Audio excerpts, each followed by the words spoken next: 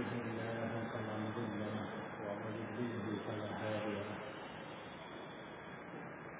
أشهد أن لا إله إلا الله وحده لا شريك له وأشهد أن محمدا عبده ورسوله. أما بعد فإن أصدق الحديث كتاب الله وخير الهدي هدي محمد صلى الله عليه وسلم وشر الأمور محدثاتها فإن كل محدثة بدعة وكل بدعة ضلالة وكل ضلالة في النار. Kaum muslimin rahimakumullah. Kajian kita dari Kitabul Maram pada pertemuan yang lalu sudah memasuki bab at-tayammum. Dan dari pembahasan tayammum telah kita bahas yang pertama definisi tayammum baik menurut bahasa maupun menurut istilah. Kemudian dasar disyariatkannya tayammum. Kemudian awal disyariatkan tayammum. Itu beberapa pembahasan tentang tayammum pada pertemuan yang lalu. Baiklah, sekarang kita masuk pada pembahasan hadis yang pertama. Hadis yang pertama dalam bab tayammum atau hadis yang ke-136 dari awal. An Jabir radhiyallahu anhu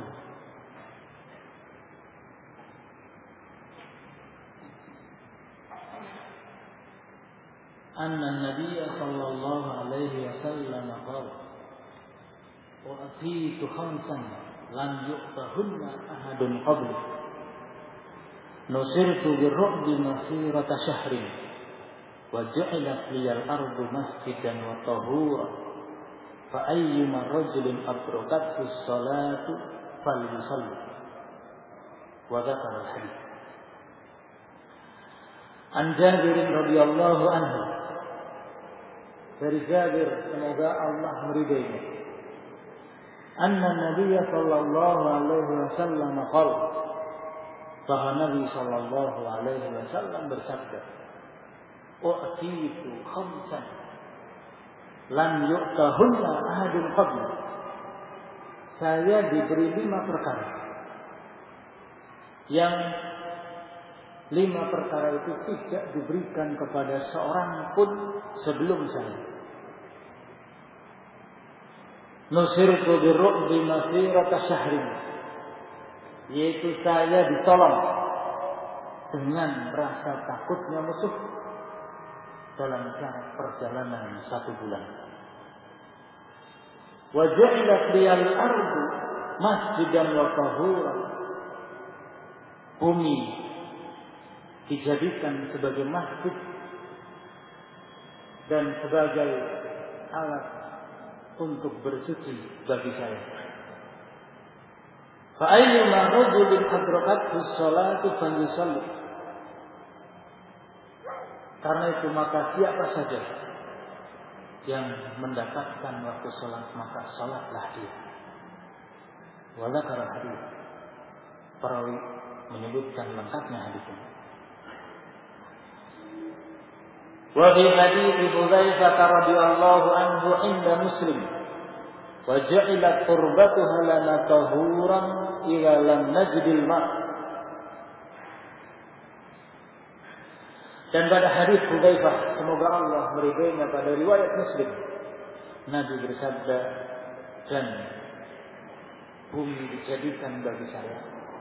Itu tubuhnya bumi, permukaannya bumi dijadikan bagi kami sebagai alat untuk bersuci apabila kita tidak mendapatkan air.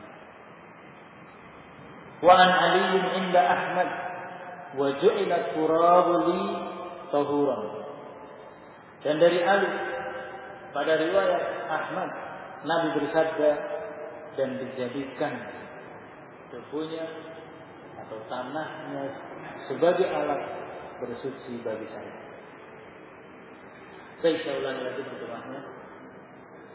Dari Jabir, semoga Allah meridainya, bahwa Nabi sallallahu alaihi wasallam bersabda, saya diberi 5 perkara yang 5 perkara tersebut tidak diberikan kepada seorang pun sebelum saya. Yaitu saya ditolong oleh Allah dengan rasa takutnya musuh dalam jarak perjalanan 1 bulan. Dan dijadikannya bumi bagi saya sebagai masjid dan sebagai alat untuk bersuci. Maka siapa saja yang mendapatkan waktu sholat, maka sholatlah. Perawi menyebutkan lengkapnya hadis ini. Dan pada hadis Hudzaifah, semoga Allah meridainya, pada riwayat Muslim, Nabi bersabda, dan dijadikan tanahnya atau debunya bumi sebagai alat untuk bersuci bagi kami apabila kami tidak mendapatkan air. Dan dari Ali, pada riwayat Ahmad, Nabi bersabda, dan debunya bumi dijadikan bagi saya sebagai alat untuk bersuci. Beberapa hadis ini adalah hadis yang sahih kedudukannya, diriwayatkan oleh Imam Bukhari di dalam Sahih Bukhari nomor hadis 335, diriwayatkan oleh Imam Muslim di dalam Sahih Muslim nomor hadis 521, juga di dalam nomor yang lain hadis ini diriwayatkan oleh Imam Muslim dan juga diriwayatkan oleh Imam Ahmad. Di dalam hadis ini Nabi SAW menyatakan bahwa dirinya diberi 5 perkara. Yang 5 perkara itu tidak diberikan kepada seorang pun sebelum saya. Yang pertama, saya diberi pertolongan oleh Allah dengan rasa takutnya musuh dalam jarak perjalanan 1 bulan. Ini yang pertama, pemberian Allah kepada Nabi SAW dari 5 pemberian yang tidak diberikan oleh Allah kepada seorang pun sebelum Nabi SAW. Jadi tidak ada seorang pun sebelum Nabi, termasuk Nabi-Nabi terdahulu, yang diberi 5 perkara yang disebutkan dalam hadis ini. Yang pertama, saya ditolong dengan rasa takutnya musuh dalam jarak perjalanan 1 bulan.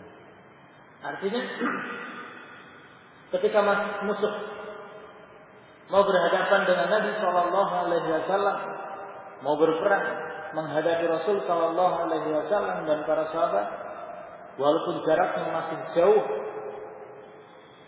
yaitu perjalanan 1 bulan, mereka sudah ketakutan. Mereka sudah merasa takut. Sehingga nanti pada saatnya berhadapan, mereka dalam keadaan sudah kalah dulu mentalnya, sudah dalam keadaan takut. Sehingga sebagaimana yang kita ketahui dalam sejarah, Nabi SAW selalu ditolong oleh Allah Subhanahu wa Ta'ala ketika menghadapi musuh. Kemudian yang kedua yang dibawakan di sini adalah bumi dijadikan bagi saya sebagai masjid. Maksudnya adalah sebagai tempat sujud.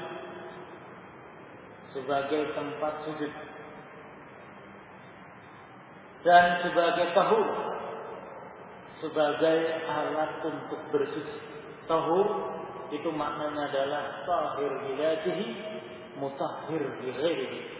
Zatnya suci dan mensucikan bagi yang lain. Jadi bumi zatnya itu suci dan mensucikan yang lain. Karena tidak semua barang-barang yang suci itu bisa mensucikan yang lain. Adapun bumi sebagaimana air, zatnya suci dan mensucikan yang lain. Oleh penulis hanya dibawakan 2 dari 5 perkara yang diberikan oleh Rasulullah SAW, yang 5 perkara itu diberikan kepada seorang pun sebelum Nabi. Kemudian Nabi menyatakan, "Fayyuma rajulin adraka bis-shalah falyusalli." Siapa saja yang mendapat salat, maka salatlah di mana saja. Yang lengkapnya hadis ini Wa uhillat liyal ghanaim wa lam tahillu li ahadin qabli. Dihalalkan harta rampasan perang bagi saya dan tidak halal bagi seorang pun sebelum saya. Wa u'titu syafa'ah, saya diberi syafaat, yaitu syafaatul uzma di hari kiamat nanti. Wa kana nabi yub'atsu fi qaumihi khassah wa bu'ithu ila nasi 'ammah. Dan yang kelima adalah nabi dahulu diutus untuk kaumnya saja, sedangkan saya diutus untuk seluruh manusia. Ini lengkapnya di sini 5 perkara yang diberikan kepada Nabi Shallallahu Alaihi Wasallam, yang 5 perkara itu tidak diberikan kepada yang lainnya. Kemudian di dalam riwayat Muslim Nabi menyatakan bahwa bumi dijadikan bagi kami, yaitu Nabi dan umatnya, sebagai tahur, sebagai alat untuk bersuci. Turbah itu adalah ardun jayyidatut turbah, bumi yang baik, maksudnya yang suci. Dijadikan sebagai alat untuk bersuci bagi kami apabila kami tidak mendapatkan air.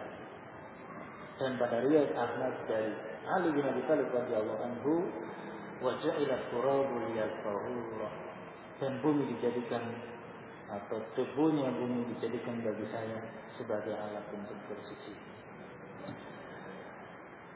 Hadis ini dibawakan oleh penulis di sini, oleh Ibnu Hajar, adalah sebagai dalil anna tayammum khususiyatun li ummatil Islam. Hadis ini adalah sebagai dalil bahwa tayammum itu adalah kekhususan bagi umat Islam. Ini faedah yang utama, faedah yang pokok dari hadis ini, sesuai dengan pembahasan tayammum. Bahwa hadis ini sebagai dalil tayammum itu adalah kekhususan bagi umat Islam, bagi umat Nabi Shallallahu Alaihi Wasallam. Sebagaimana yang kita ketahui bahwa Nabi menyatakan saya diberi 5 perkara, yang 5 perkara itu tidak diberikan kepada seorang pun sebelum saya. Kemudian Nabi menyebutkan salah satunya adalah bumi dijadikan bagi saya sebagai masjid dan sebagai tahur, alat untuk bersuci, sebagai benda yang suci dan mensucikan. Sehingga berdasarkan sabda Nabi ini menunjukkan bahwa tayammum itu kekhususan bagi umat Islam. Umat-umat terdahulu tidak ada yang diberi syariat tayammum. Tayammum ini hanya untuk umat Rasulullah Sallallahu Alaihi Wasallam, hanya untuk umat Islam. Kemudian kapan disyariatkan tayammum? Disebutkan di dalam riwayat Imam Muslim, di antara sebab disyariatkan tayammum itu adalah idza lam najidil ma', apabila kita tidak mendapatkan air. Sehingga hadis ini sebagai dalil salah satu keadaan yang membolehkan untuk tayammum itu adalah apabila tidak didapati air, apabila tidak mendapatkan air. Baik orang yang dalam keadaan safar atau tidak safar, baik dalam keadaan berhadas besar atau hadas kecil, dalam keadaan berhadas besar atau dalam keadaan berhadas kecil, dalam keadaan safar, bepergian atau tidak bepergian, ketika dituntut untuk bersuci, untuk mengerjakan salat, kemudian tidak mendapatkan air, maka disyariatkan tayammum sebagai ganti dari wudu dan sebagai ganti dari mandi. Sebagai ganti dari wudu apabila berhadas kecil, harus menghilangkan hadas kecil ketika hendak salat, kemudian tidak ada air, maka sebagai gantinya adalah tayammum. Sebagai ganti dari mandi adalah apabila dalam keadaan berhadas besar. Dalam keadaan berhadas besar, untuk menghilangkan hadas besar itu dengan mandi, tetapi tidak ada air, maka gantinya adalah tayammum. Dan tayammum sebagai ganti dari wudu Dan sebagian dari mandi itu sama, caranya sama, cuma beda niat saja. Caranya sama, beda niat.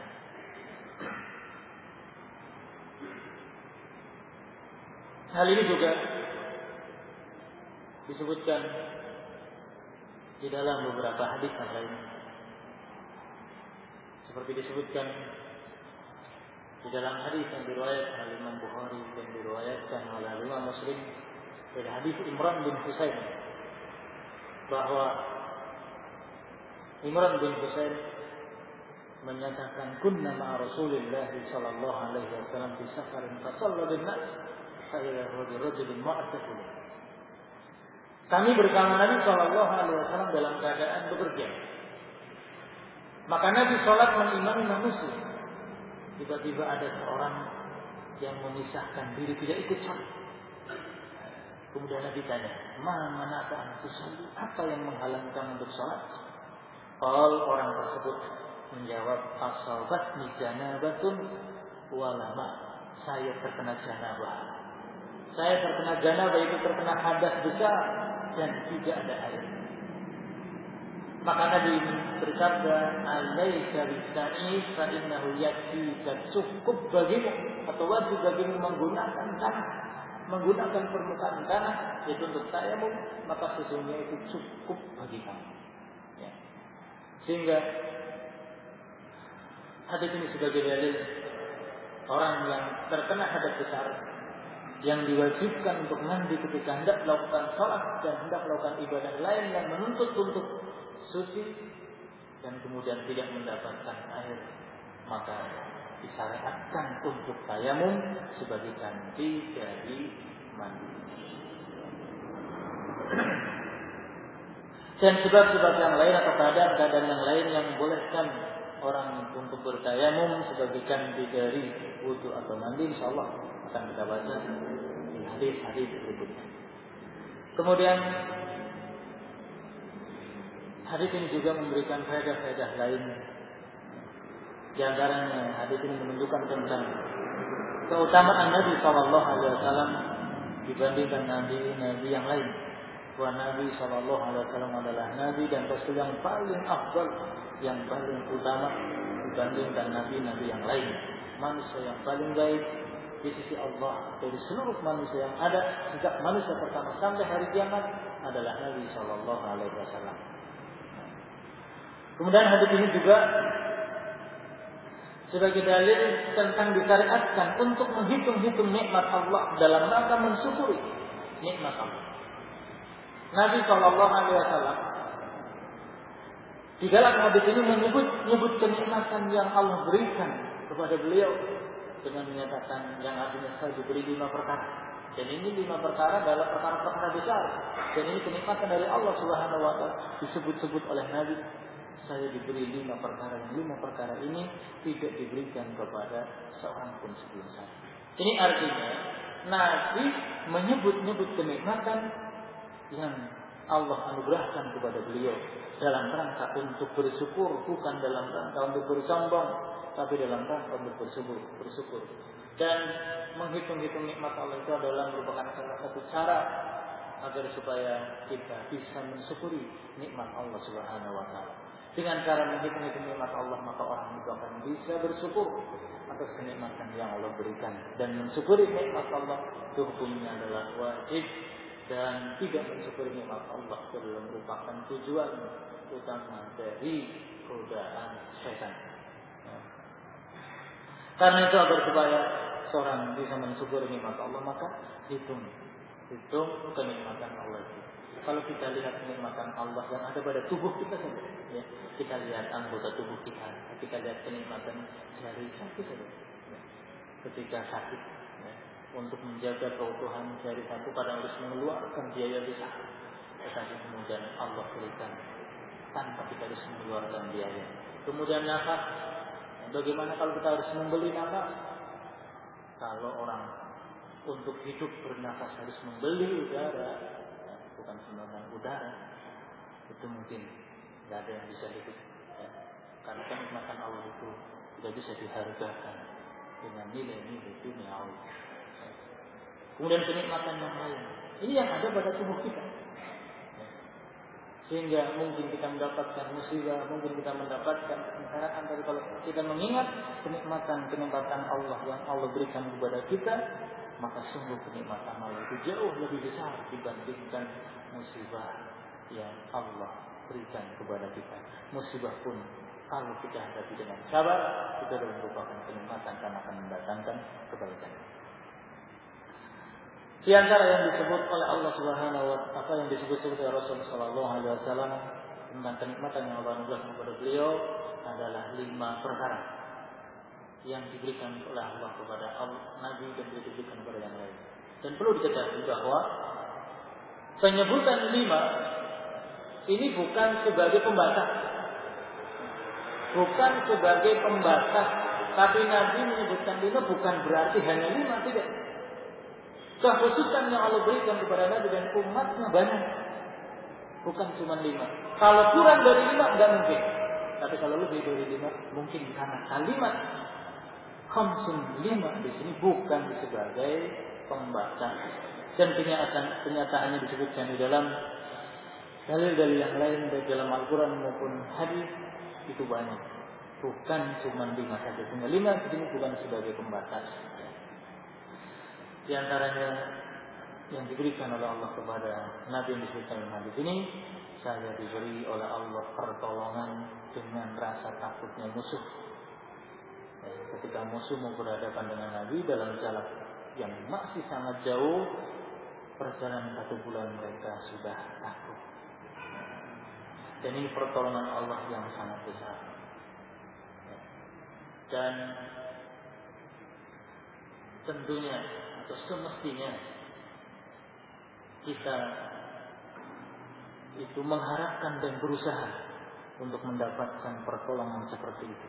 Dan cara untuk mendapatkan pertolongan Allah seperti Rasulullah ditolong tidak ada lain kecuali dengan cara kita mempelajari agama yang dibawa oleh Rasul, mempelajari sunnah Rasul, bagaimana Rasul berakidah dan mengajarkan akidah, bagaimana Rasul beribadah dan mengajarkan ibadah, bagaimana Rasul mengajarkan agama dalam segala hal kita pelajari, kemudian kita berpegang teguh kepadanya, berpegang teguh dengan dalil Allah, Al-Quran dan hadis, pasti akan mendapatkan sebagai pertolongan sebagaimana yang didapatkan oleh Rasul Sallallahu Alaihi Wasallam. Sehingga agar umat Islam bisa mendapatkan pertolongan Allah, maka caranya adalah bagaimana umat Islam ini kembali dekat dan berpegang teguh dengan dalil Allah, dengan Al-Quran dan Sunnah. Tapi kalau seandainya umat ini jauh dari Al-Quran, jauh dari Sunnah, maka tidak akan mendapatkan sebagaimana yang Rasulullah dapatkan. Dan ketika umat sudah jauh dari ajaran Rasul, justru sebaliknya, rasa takut musuh, rasa takut pada musuh itu akan dicabut oleh Allah Subhanahu wa taala, sehingga umat Islam itu dalam keadaan sebaliknya, yang takut kepada musuh. Yang pernah Rasulullah ketika menggambarkan umat Islam nanti di akhir zaman itu seperti buih di lautan, seperti kambing yang dikepung lagi dengan buah. Ketika ditanya apakah karena sedikitnya ya Rasulullah, Rasulullah tidak. Bukan karena sedikitnya, mereka banyak, tetapi kami terkena penyakit wahan, hubbud dunya wa karahiyatul maut, cinta dunia dan takut mati. Sehingga jumlah banyak, kalau tidak ditolong oleh Allah Subhanahu wa taala, tidak ada artinya. Ini perkara yang banyak umat Islam tidak memahami. Ingin membela Islam, ingin untuk mendapatkan pertolongan dari Allah, bagaimana kalimat Allah tegak di muka bumi, tapi melalui cara-cara yang tidak sesuai dengan sunnah Rasul Sallallahu Alaihi Wasallam, sehingga tidak akan pernah mendapatkan pertolongan dari Allah. Kita lihat bagaimana Rasul Sallallahu Alaihi Wasallam dengan para sahabat. Mereka jumlah selalu lebih sedikit dibandingkan musuh. Perlengkapan atau kekuatan jauh di bawah kekuatan musuh. Kemudian kekayaan jauh dibanding kekayaan musuh. Persenjataan yang lainnya, banyak mengikut Rasul dari para budak yang ketika perang dalam keadaan tidak memakai alas kaki. Kita lihat bagaimana dalam peperangan yang pernah jumlah 10.000 melawan 100.000, tapi mendapatkan pertolongan dari Allah Subhanahu wa taala. Karena pertolongan dari Allah setelah berusaha dengan sungguh-sungguh dan kembali kepada Allah Subhanahu wa taala, maka mendapat pertolongan dari Allah Subhanahu wa taala. Tetapi ketika jauh dari Al-Qur'an dan Sunnah, maka Allah tidak akan menolong. Sebagaimana mungkin kita bisa melihat kenyataan yang ada di zaman sekarang, umat Islam cukup banyak, tetapi kenyataannya tidak mendapatkan kemuliaan dan pertolongan dari Allah, sehingga selalu dalam keadaan kalah, selalu dalam keadaan dihinakan oleh musuh, selalu tidak pernah bisa untuk menegakkan dan melaksanakan syariat Islam dengan sepenuhnya. Karena itu maka mestinya kita sebagai orang yang beriman berusaha untuk meraih pertolongan Allah Subhanahu wa taala dengan cara Rasul sallallahu alaihi wasallam meraih pertolongan dari Allah.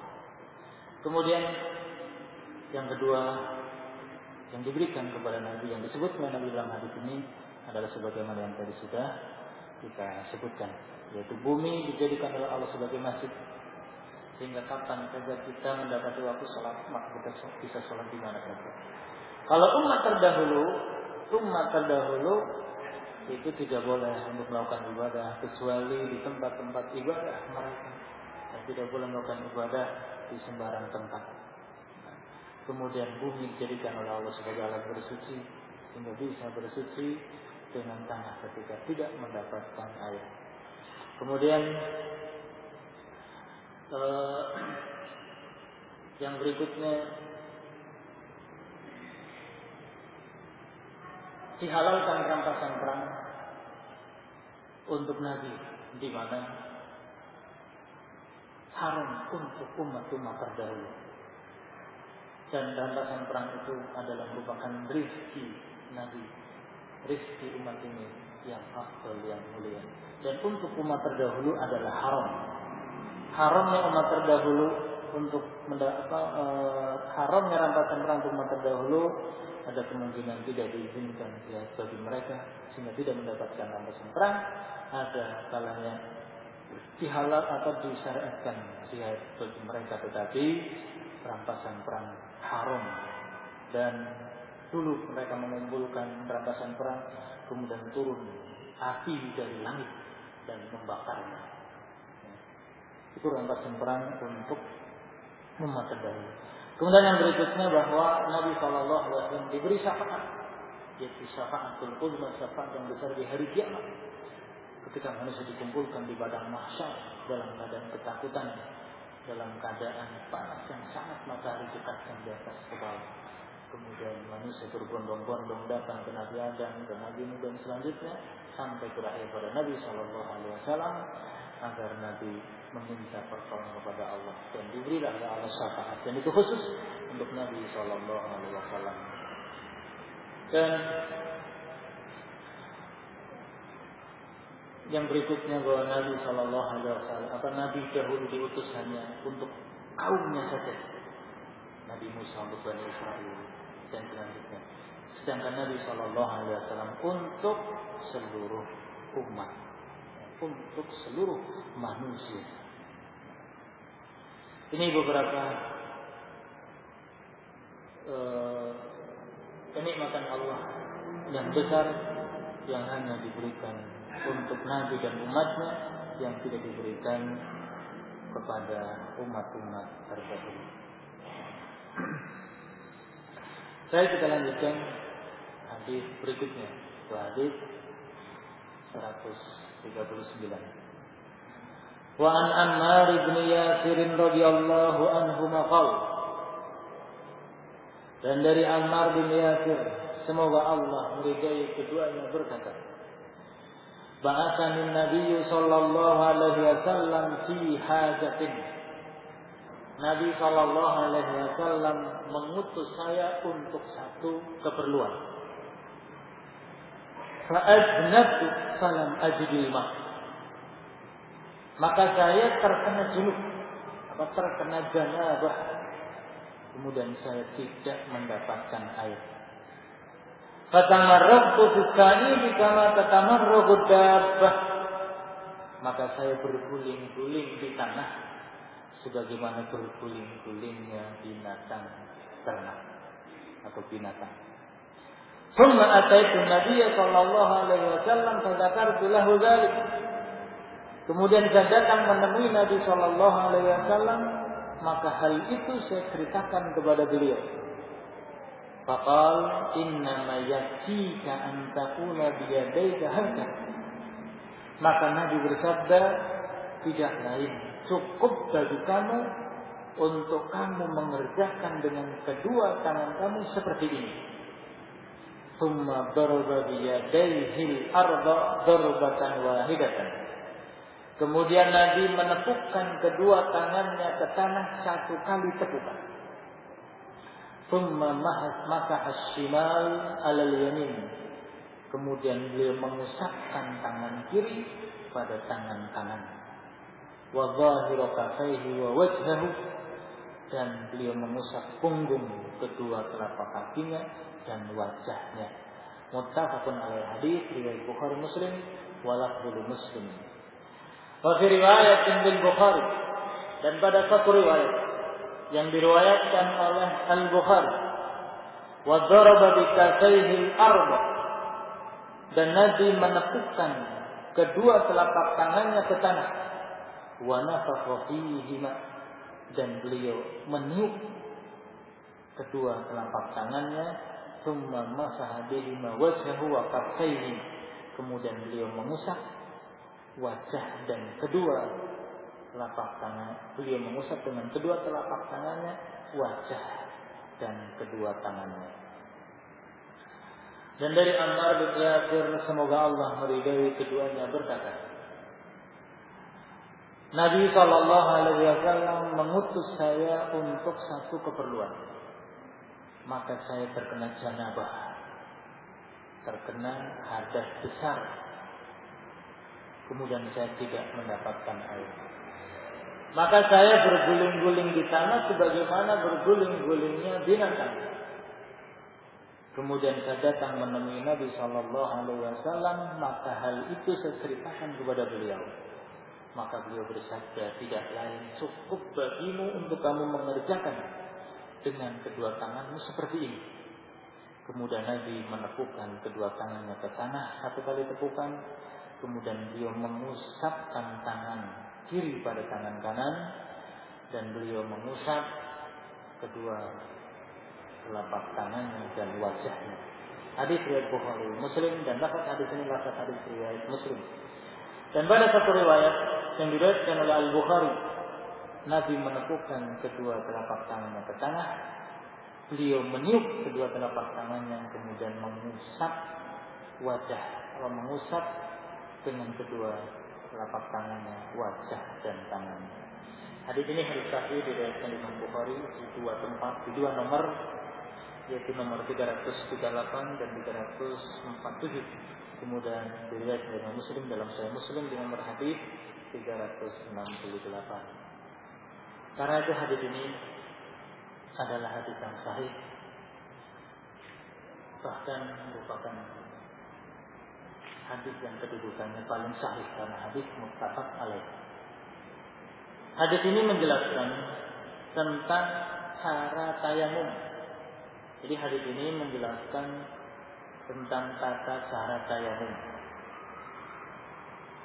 Dan Nabi SAW dalam menjelaskan cara tayamum di dalam hadis ini itu ada sebabnya. Sebabnya ketika Nabi mengutus Ammar bin Yasir, Ammar bin Yasir ini masyhur ya, seorang sahabat yang dipaksa mengucapkan kalimat kekufuran dan terpaksa mengucapkan kalimat kekufuran dalam keadaan ayahnya meninggal dunia, dicekik di akhir Sumayyah seorang sahabiah, wanita pertama yang mati syahid karena dibunuh oleh orang-orang atau Quraisy yang kejam. Itu selepas kurma dari kemaluannya sampai kejadian. Itu Sumayyah yang pertama kali meninggal dari kaum wanita di zaman Nabi. Nah, tinggal putranya dipaksa mengucapkan kalimat kekufuran, terpaksa mengucapkan kalimat kekufuran, tapi lisannya, hatinya tidak. Dan kali ini beritanya menyebar menjadi berita besar, kemudian turun ayat bahwa Ammar bin Yasir tetap masuk sebagai orang yang beriman, mengucapkan kata terpaksa.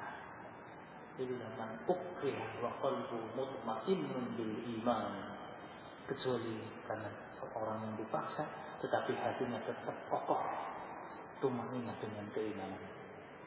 Satu saat Ammar bin Yasir diutus oleh Nabi untuk satu keperluan. Nah, di tengah perjalanan ketika menjalani perintah Nabi terkena janabah, terkena hadas besar. Bermimpi keluar air mani yang menuntut untuk mandi karena harus sholat. Kemudian karena Ammar bin Yasir ini belum diajari tentang bagaimana cara tayamum, harus mandi namun tidak menemukan air, tidak mendapatkan air untuk mandi, beliau berijtihad bertayamum untuk menggantikan mandi, karena mandi untuk menghilangkan hadas besar itu adalah meratakan air ke seluruh tubuh. Maka sebagai gantinya juga meratakan tanah debu ke seluruh tubuh, guling-guling di tanah, seperti guling-gulingnya binatang itu, sampai merata ke seluruh tubuh, merata. Dengan demikian sudah suci dari hadas. Nah, waktu itu nggak ada yang ditanya, telepon belum ada atau jangankan SMS, nggak ada yang ditanya mau lewat apa. Gak mungkin bertanya kepada Nabi. Kalau nunggu bertanya kepada Nabi, pulang dulu sekian waktu sholat terlewatkan, sekian sholat dia akan tinggalkan, dan tidak boleh meninggalkan sholat. Akhirnya berijtihad seperti itu. Begitu pulang menceritakan kejadian itu kepada Nabi. Kemudian Nabi menyatakan tidak lain, cukup bagimu untuk kamu melakukan dengan kedua tanganmu seperti ini. Antakula biyadai, antakul itu berbicara, namun karena bersambung dengan yadai itu maksudnya berbuat. Cukup bagi kamu untuk berbuat dengan kedua tanganmu seperti ini. Langsung Nabi mengajari cara tayamum kepada Ammar bin Yasir dengan praktek. Cukup kamu melakukan dengan kedua tanganmu seperti ini. Langsung Nabi menepukkan kedua tangannya ke tanah satu kali. Ditepukkan kedua tangan satu kali. Kemudian Nabi usapkan telapak tangan kanan dan tangan kiri yang tadi habis menepuk tanah seperti ini.